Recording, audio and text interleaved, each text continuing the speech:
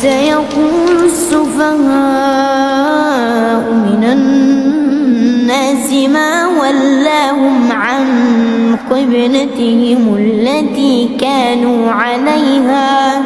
قل لله المشرق والمغرب يهدي من يشاء إلى صراط مستقيم وكذلك جعلناكم أمة وسطا لتكونوا شهداء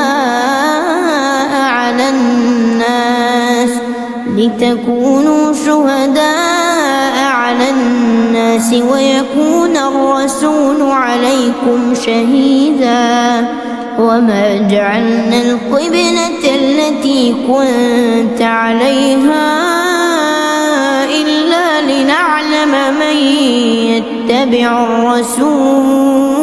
إلا لنعلم من يتبع الرسول ممن ينقلب على عقبيه وإن كانت لكبيرة إلا على الذين هدى الله وما كان الله ليضيع إيمانكم إن الله بالناس لرءوف رحيم قد نرى تقلب وجهك في السماء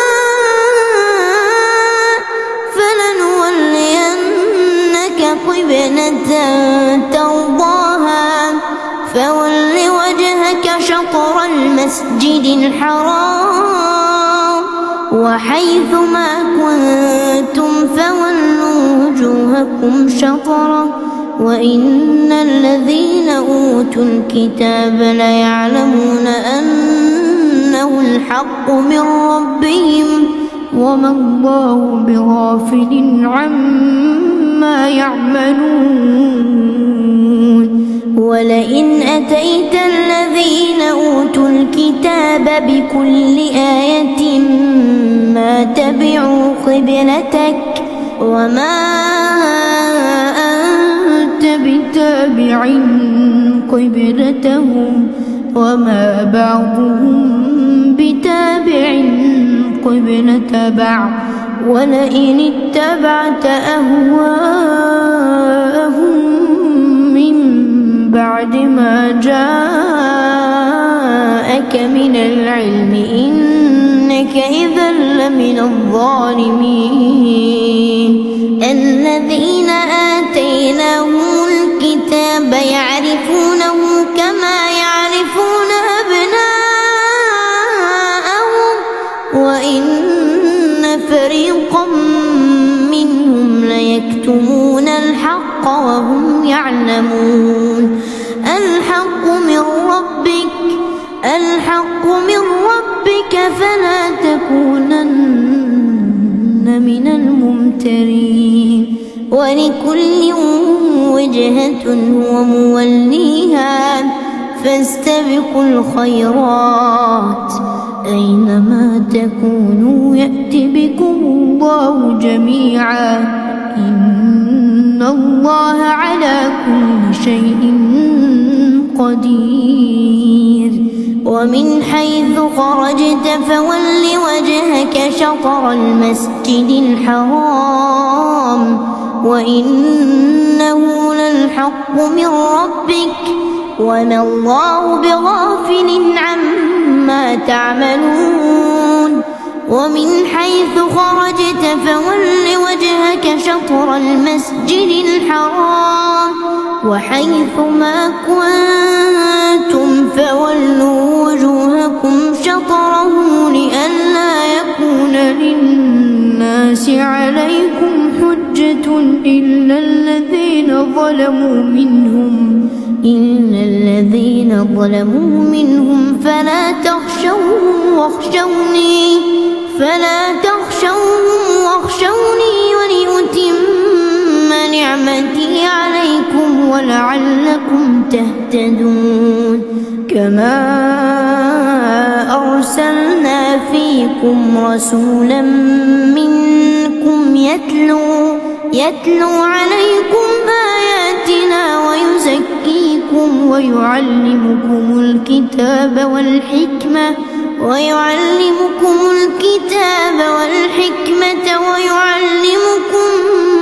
ما لم تكونوا تعلمون فاذكروني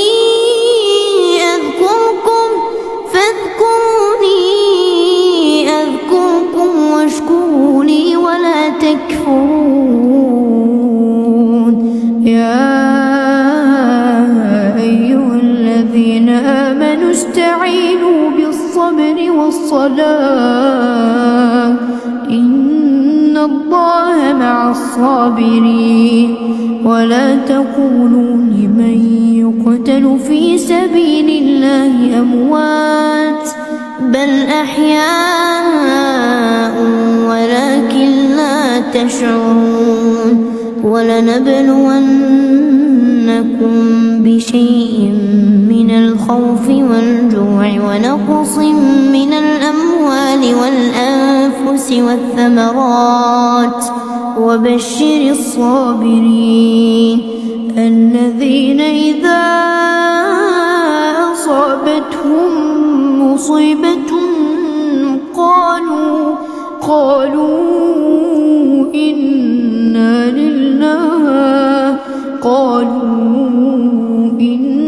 لله وإنا إليه راجعون. أولئك عليهم صلوات من ربهم ورحمة وأولئك هم المهتدون. إن الصفا والمروة من شعائر الله فمن حج البيت أو اعتمر فلا جناح عليه أن يطوف بهما ومن تطوع خيرا فإن الله شاكر عليم. إن الذين يكتمون ما أنزلنا من البينات والهدى من بعد ما بيناه للناس في الكتاب أولئك يلعنهم الله ويلعنهم اللاعنون إلا الذين تابوا وأصلحوا وبينوا فأولئك أتوب عليهم وأنا التواب الرحيم. إن الذين كفروا وماتوا وهم كفار أولئك عليهم لعنة الله والملائكة والناس أجمعين خالدين فيها لا يخفف عنهم العذاب ولا هم ينظرون. وإلهكم إله واحد لا إله إلا هو الرحمن الرحيم. إن في خلق السماوات والأرض واختلاف الليل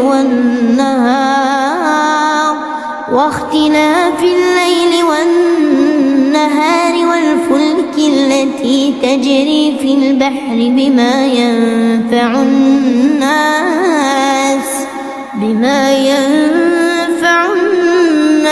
وما أنزل الله من السماء من ماء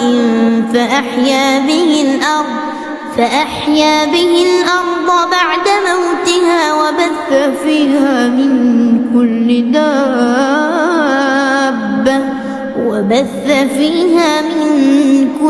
دابة وتصريف الرياح والسحاب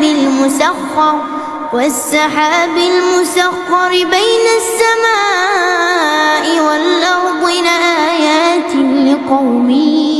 يعقلون ومن الناس من يتخذ من دون الله أندادا يحبونهم كحب الله والذين آمنوا أشد حبا لله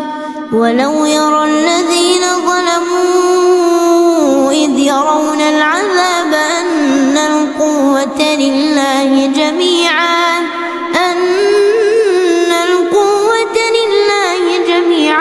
وأن الله شديد العذاب إذ تبرأ الذين اتبعوا من الذين اتبعوا ورأوا العذاب وتقطعت بهم الأسباب وقال الذين اتبعوا لو أن لنا كرة فنتبرأ منهم كما تبرأوا منا كذلك يريهم الله أعمالهم حسرات عليهم وما هم بخارجين من النار يا أيها الناس كلوا مما في الأرض حلالا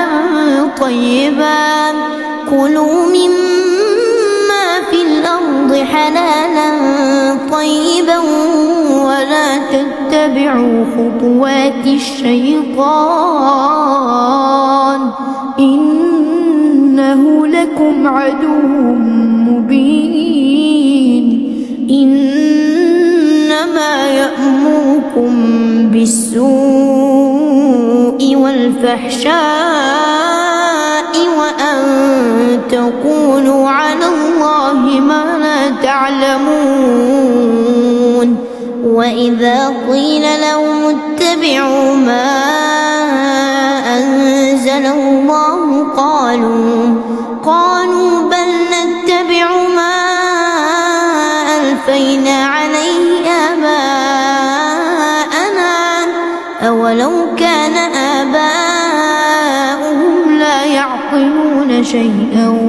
ولا يهتدون ومثل الذين كفروا كمثل الذي ينعق بما لا يسمع إلا دعاء ونداء صم بكم عمي فهم لا يعقلون يا أيها الذين آمنوا كلوا من طيبات ما رزقناكم واشكروا لله إن كنتم إياه تعبدون إنما حرم عليكم الميتة والدم ولحم الخنزير وما أهل به لغير الله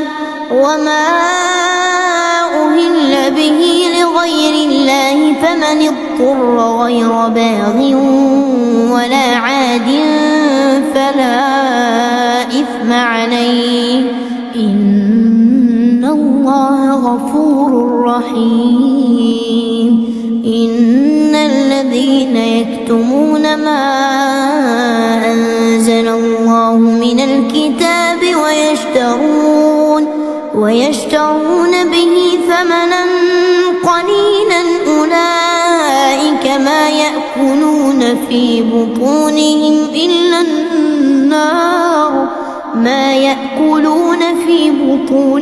إلا النار ولا يكلمهم الله يوم القيامة ولا يزكيهم ولهم عذاب أليم أولئك الذين اشتروا الضلالة بالهدى والعذاب بالمغفرة فما أصبرهم على النار ذلك بأن الله نزل الكتاب بالحق وإن الذين اختلفوا في الكتاب لفي شقاق بعيد. ليس البر أن تولوا وجوهكم قبل المشرق والمغرب ولكن البر من آمن بالله واليوم الآخر والملائكة والكتاب والنبيين وآتى المال على حبه ذوي القربى واليتامى والمساكين وابن السبيل والسائلين وفي الرقاب وأقام الصلاة وآتى الزكاة والموفون بعهدهم إذا عاهدوا والصابرين في البأساء والضراء وحين البأس أولئك الذين صدقوا وأولئك هم المتقون. يا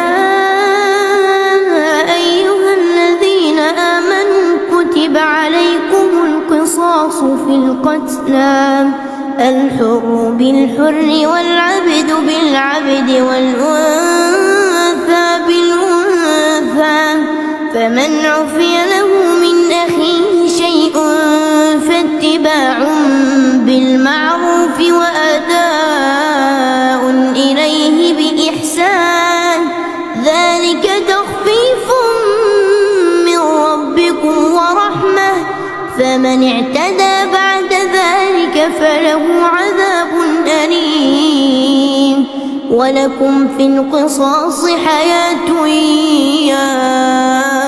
أولي الألباب لعلكم تتقون. كتب عليكم إذا حضر أحدكم الموت إن ترك خيرا الوصية للوالدين والأقربين بالمعروف حقا على المتقين. فمن بدله بعدما سمعه فإنما إثمه على الذين يبدلونه إن الله سميع عليم. فمن خاف من موص جنفا أو إثما فأصلح بينهم فلا إثم عليه إن الله غفور رحيم. يا أيها الذين آمنوا كتب عليكم الصيام كما كتب على الذين من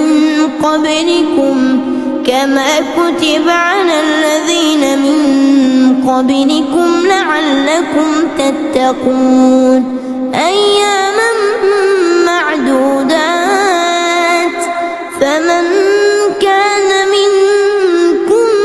مريضا أو على سفر فعدة من أيام أخر وعلى الذين يطيقونه فدية طعام مسكين فمن تطوع خيرا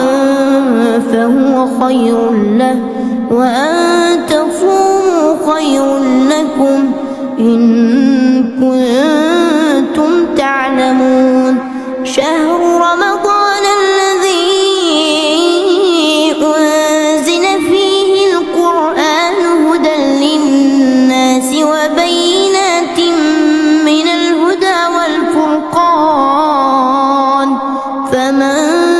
شهد منكم الشهر فليصم ومن كان مريضا أو على سفر فعدة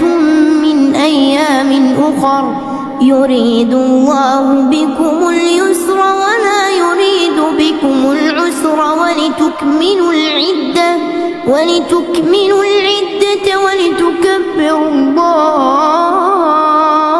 ولتكبروا الله على ما هداكم ولعلكم تشكرون وإذا سألك عبادي عني فإني قريب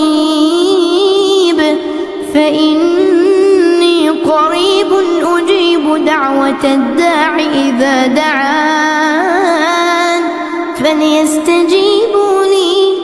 فليستجيبوا لي وليؤمنوا بي لعلهم يرشدون أحل لكم ليلة الصيام الرفث إلى نسائكم هن لباس لكم وأنتم لباس لهن علم الله أنكم كنتم تختانون أنفسكم فتاب عليكم وعفى عنكم فالآن باشروهن وابتغوا ما كتب الله لكم وكلوا واشربوا حتى يتبين لكم الخيط الأبيض من الخيط الأسود من الفجر ثم أتموا الصيام إلى الليل ولا تباشروهن وأنتم عاكفون في المساجد تلك حدود الله فلا تقربوها كذلك يبين الله آياته للناس لعلهم يتقون ولا تأكلوا أموالكم بينكم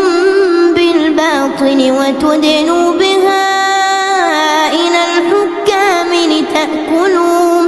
لتأكلوا فريقا من أموال الناس بالإثم وأنتم تعلمون يسألونك عن الأهلة قل هي مواقيت للناس والحج وليس البر بأن تأتوا البيوت من ظهورها ولكن البر من اتقى وأتوا البيوت من أبوابها واتقوا الله لعلكم تفلحون وقاتلوا في سبيل الله الذين يقاتلونكم ولا تعتدوا إن الله لا يحب المعتدين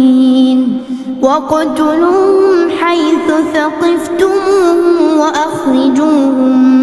من حيث أخرجوكم والفتنة أشد من القتل ولا تقاتلوهم عند المسجد الحرام حتى يقاتلوكم فيه فإن قاتلوكم فاقتلوهم كذلك جزاء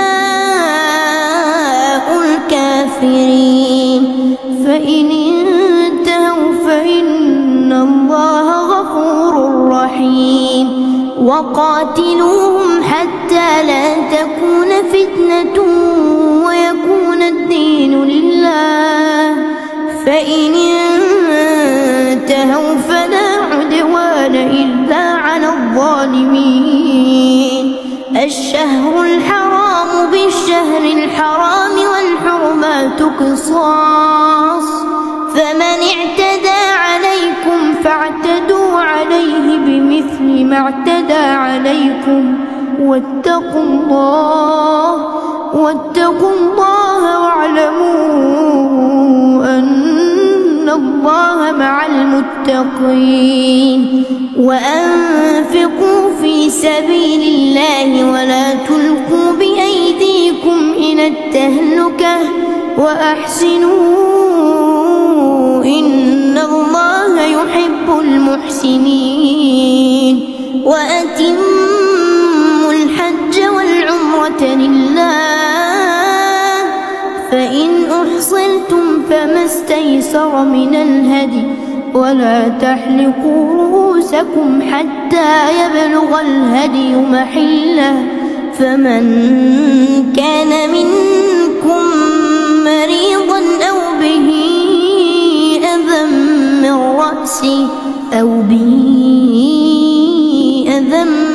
رأسه ففدية من صيام أو صدقة أو نسك فإذا أمنتم فمن تمتع بالعمرة إلى الحج فما استيسر من الهدي فمن لم يجد فصيام 3 أيام في الحج و7 إذا رجعتم تلك 10 كاملة ذلك لمن لم يكن أهله حاضر المسجد الحرام واتقوا الله واعلموا أن الله شديد العقاب الحج أشهر معلومات فمن فرض فيهن الحج فلا رفث ولا فسوق ولا جدال في الحج وما تفعلوا من خير يعلمه الله وتزودوا فإن خير الزاد التقوى واتقون يا أولي الألباب ليس عليكم جناح أن تبتغوا فضلا من ربكم فإذا أفضتم من عرفات فاذكروا الله عند المشعر الحرام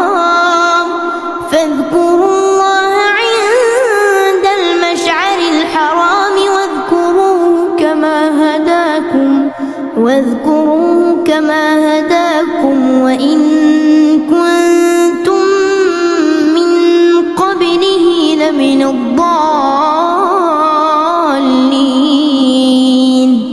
ثم أفيضوا من حيث أفاض الناس واستغفروا الله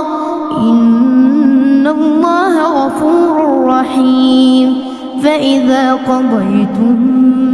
مناسككم فاذكروا الله كذكركم آباءكم أو أشد ذكرا فمن الناس من يقول ربنا آتنا في الدنيا وما له في الآخرة من خلاق ومنهم من يقول ربنا آتنا في الدنيا حسنة وفي الآخرة حسنة ربنا آتنا في الدنيا حسنة وفي الآخرة حسنة وقنا عذاب النار أولئك لهم نصيب مما كسبوا والله سريع الحساب واذكروا الله في أيام معدودات فمن تعجل في يومين فلا إثم عليه ومن تأخر فلا إثم عليه لمن اتقى واتقوا الله واعلموا أنكم إليه تحشرون ومن الناس من يعجبك قوله في الحياة الدنيا ويشهد الله على ما في قلبه وهو ألد الخصام وإذا تولى سعى في الأرض ليفسد فيها ويهلك الحرث والنسل والله لا يحب الفساد. وإذا قيل له اتق الله أخذته العزة بالإثم فحسبه جهنم ولبئس المهاد.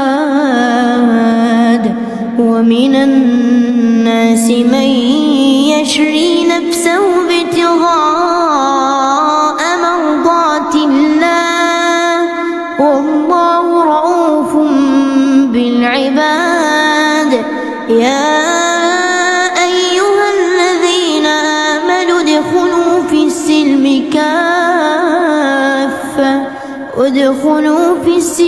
كافة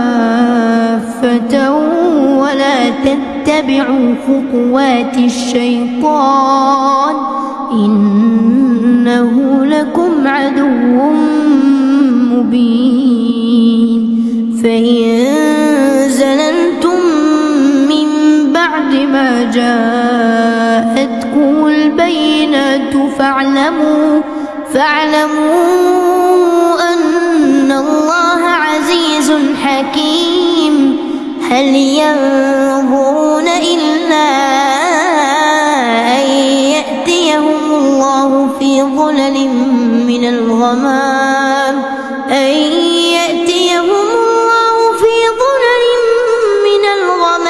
والملائكة وقضي الأمر وإلى الله ترجع الأمور. سل بني إسرائيل كم آتيناهم من آية بينة ومن يبدل نعمة الله من بعد ما جاءته فإن الله شديد العقاب. زين للذين كفروا الحياة الدنيا ويسخرون من الذين آمنوا والذين اتقوا فوقهم يوم القيامة والله يرزق من يشاء بغير حساب. كان الناس أمة واحدة فبعث الله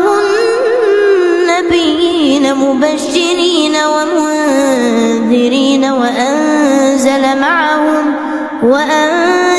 معهم الكتاب بالحق ليحكم بين الناس فيما اختلفوا فيه وما اختلف فيه إلا الذين أوتوه من بعد ما جاءتهم البينات بغيا بينهم فهدى الله الذين آمنوا لما اختلفوا فيه من الحق بإذنه والله يهدي من يشاء إلى صراط مستقيم. أم حسبتم أن تدخلوا الجنة ولما يأتكم مثل الذين خلوا من قبلكم مستهم البأساء والضراء وزلزلوا حتى يقول الرسول والذين آمنوا معه متى نصر الله ألا إن نصر الله قريب. يسألونك ماذا ينفقون قل ما أنفقتم من خير فللوالدين والأقربين واليتامى والمساكين وابن السبيل وما تفعلوا من خير فإن الله به عليم. كتب عليكم القتال وهو كره لكم وعسى أن تكرهوا شيئا وهو خير لكم، وعسى أن تحبوا شيئا وهو شر لكم، والله يعلم وأنتم لا تعلمون. يسألونك عن الشهر الحرام قتال فيه، قل قتال فيه كبير وصد عن سبيل الله وكفر به والمسجد الحرام وإخراج أهله منه أكبر عند الله، والفتنة أكبر من القتل، ولا يزالون يقاتلونكم حتى يردوكم عن دينكم إن استطاعوا، ومن يرتدد منكم عن دينه فيمت وهو كافر فأولئك حبطت أعمالهم في الدنيا والآخرة، وأولئك أصحاب النار هم فيها خالدون. إن الذين آمنوا والذين هاجروا وجاهدوا في سبيل الله أولئك يرجون رحمة الله، والله غفور رحيم. يسألونك عن الخمر والميسر قل فيهما إثم كبير ومنافع للناس وإثمهما أكبر من نفعهما، ويسألونك ماذا ينفقون قل العفو كذلك يبين الله لكم الآيات لعلكم تتفكرون في الدنيا والآخرة. ويسألونك عن اليتامى قل إصلاح لهم خير، وإن تخالطوهم فإخوانكم، والله يعلم المفسد من المصلح، ولو شاء الله لأعنتكم إن الله عزيز حكيم. ولا تنكحوا المشركات حتى يؤمنوا، ولأمة مؤمنة خير من مشركة ولو أعجبتكم، ولا تنكحوا المشركين حتى يؤمنوا، ولعبد مؤمن خير من مشرك ولو أعجبكم، أولئك يدعون إلى النار والله يدعو إلى الجنة والمغفرة بإذنه، ويبين آياته للناس لعلهم يتذكرون. ويسألونك عن المحيض قل هو أذى فاعتزلوا النساء في المحيض ولا تقربوهن حتى يطهرن، فإذا تطهرن فأتوهن من حيث أمركم الله، إن الله يحب التوابين ويحب المتطهرين. نساؤكم حرث لكم فأتوا حرثكم أنى شئتم، وقدموا لأنفسكم واتقوا الله واعلموا أنكم ملاقوه، وبشر المؤمنين. ولا تجعلوا الله عرضة تبروا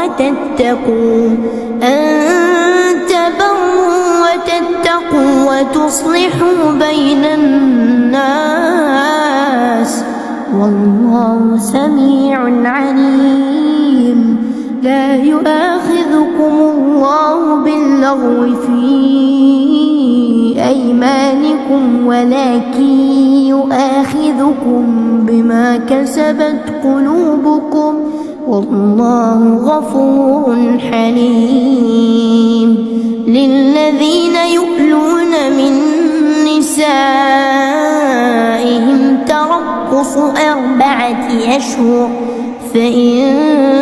فاءوا فإن الله غفور رحيم.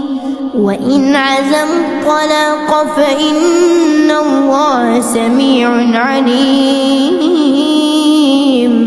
والمطلقات يتربصن بأنفسهن 3 قروء ولا يحل لهن أن يكتمن ما خلق الله في أرحامهن إن كن يؤمن بالله واليوم الآخر وبعولتهن أحق بردهن في ذلك إن أرادوا إصلاحا ولهن مثل الذي عليهن بالمعروف وللرجال عليهن درجة والله عزيز حكيم. الطلاق 2 فإمساك بمعروف أو تسريح بإحسان. ولا يحل لكم أن تأخذوا مما آتيتموهن شيئا إلا أن يخافا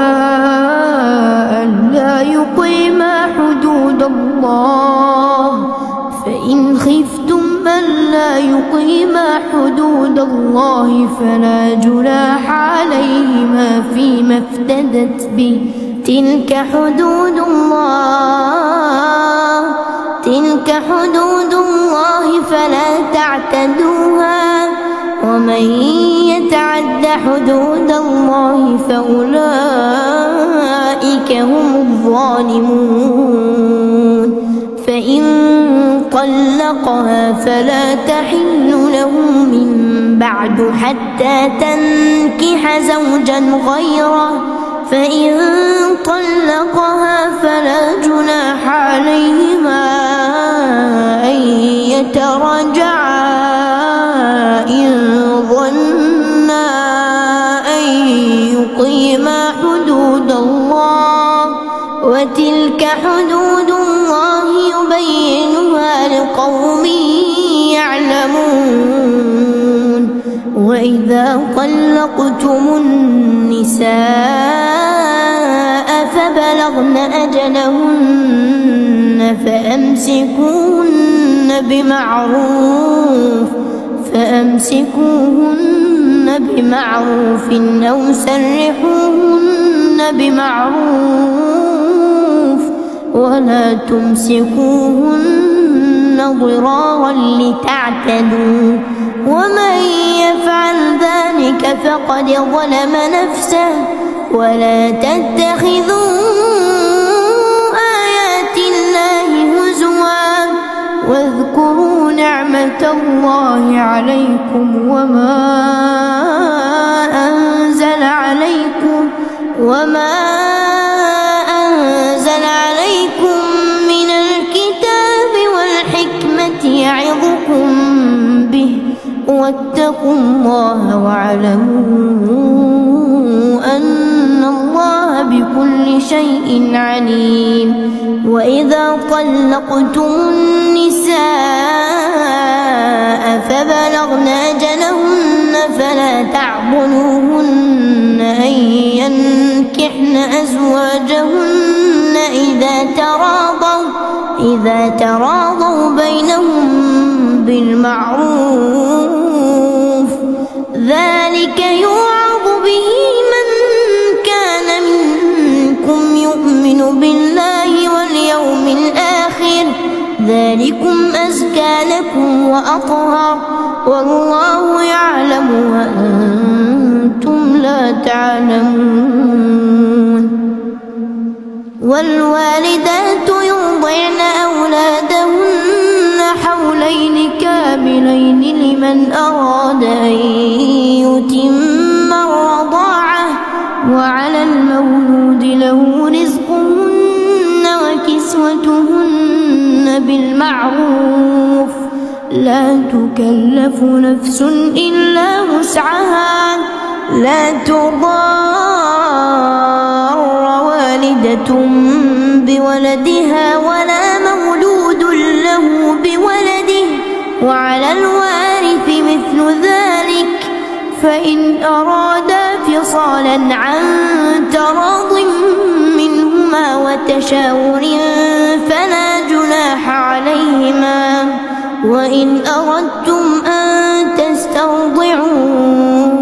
أولادكم فلا جناح عليكم إذا سلمتم ما آتيتم بالمعروف واتقوا الله واعلموا أن الله بما تعملون بصير. والذين يتوفون منكم ويذرون أزواجا يتربصن بأنفسهن 4 أشهر وعشرا فإذا بلغن أجلهن فلا جناح عليكم فيما فعلن في أنفسهن بالمعروف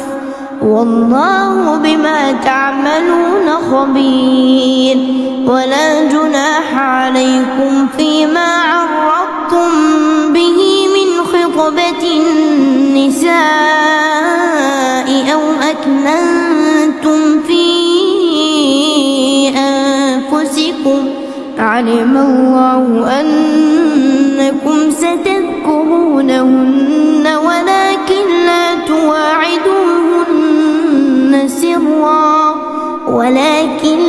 تواعدوهن سرا إلا أن تقولوا قولا معروفا ولا تعزموا عقدة النكاح حتى يبلغ الكتاب أجله واعلموا أن الله يعلم ما في أنفسكم فاحذروه واعلموا أن الله غفور حليم. لا جناح عليكم إن طلقتم النساء ما لم تمسوهن أو تفرضوا لهن فريضة ومتعوهن على الموسع قدره وعلى المقتر قدره متاعا بالمعروف حقا على المحسنين. وإن طلقتموهن من قبل أن تمسوهن وقد فرضتم لهن فريضة فنصف ما فرضتم إلا أن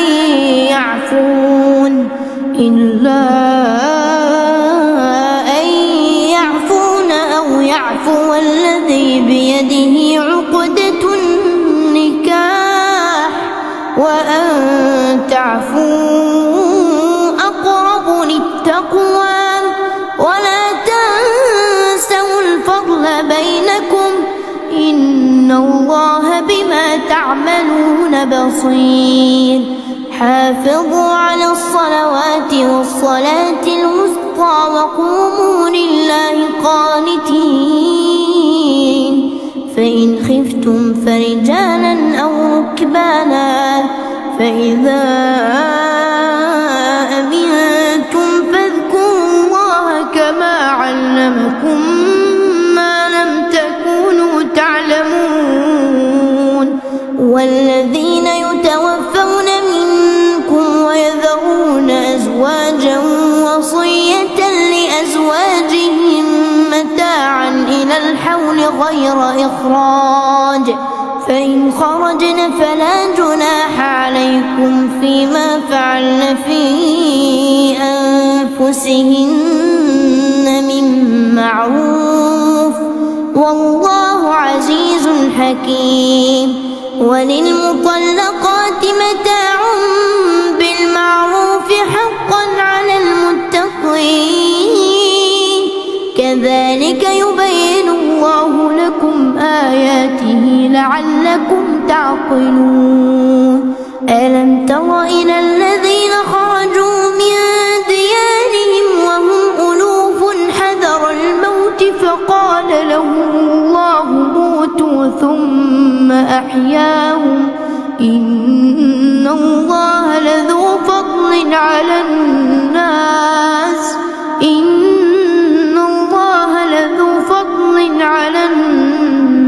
ولكن أكثر الناس لا يشكرون وقاتلوا في سبيل الله واعلموا أن الله سميع عليم من ذا الذي يقرض الله قرضا حسنا فيضاعفه له أضعافا كثيرة والله يقبض ويبسط وإليه ترجعون ألم تر إلى الملأ من بني إسرائيل من بعد موسى إذ قالوا لنبي له ابعث لنا ملكا نقاتل في سبيل الله قال هل عسيتم إن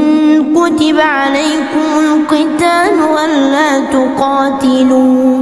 قالوا وما لنا ألا نقاتل في سبيل الله وقد أخرجنا من ديارنا وأبنائنا فلما كتب عليهم القتال تولوا إلا قليلا منهم والله عليم بالظالمين وقال لهم نبيهم إن الله قد بعث لكم طالوت ملكا قالوا أنى يكون له الملك علينا ونحن أحق بالملك منه ولم يؤت سعة من المال قال إن الله اصطفاه عليكم وزاده بسطة في العلم والجسم والله يؤتي ملكه من يشاء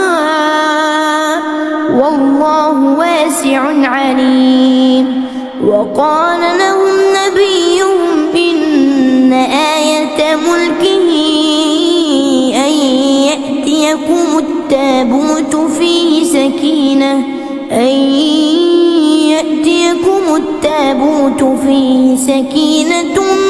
من ربكم وبقية مما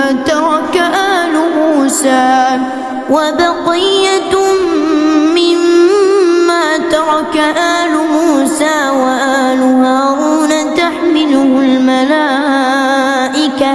إن في ذلك لآية لكم إن كنتم مؤمنين فلما فصل طالوت بالجنود قال إن الله مبتليكم بنهر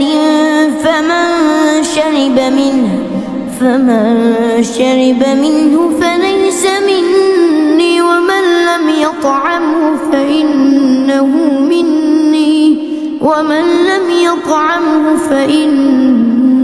مني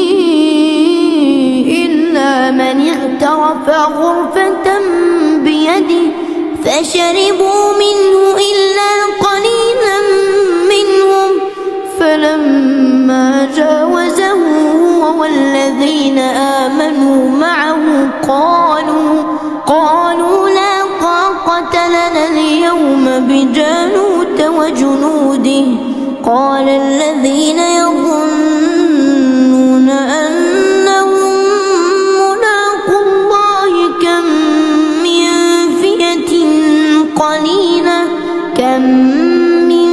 فئة قليلة غلبت فئة كثيرة بإذن الله والله مع الصابرين ولما برزوا لجالوت وجنوده قالوا ربنا أفرغ علينا صبرا وثبت أقدامنا وانصرنا على القوم الكافرين فهزموهم بإذن الله وقتل داود جالوت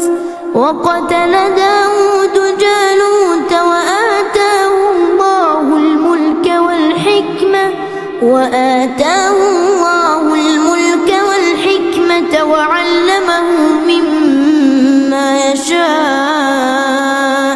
ولولا دفع الله الناس بعضهم ببعض لفسدت الأرض ولكن الله ذو فضل على العالمين تلك آيات الله نتلوها عليك بالحق وإنك لمن المرسلين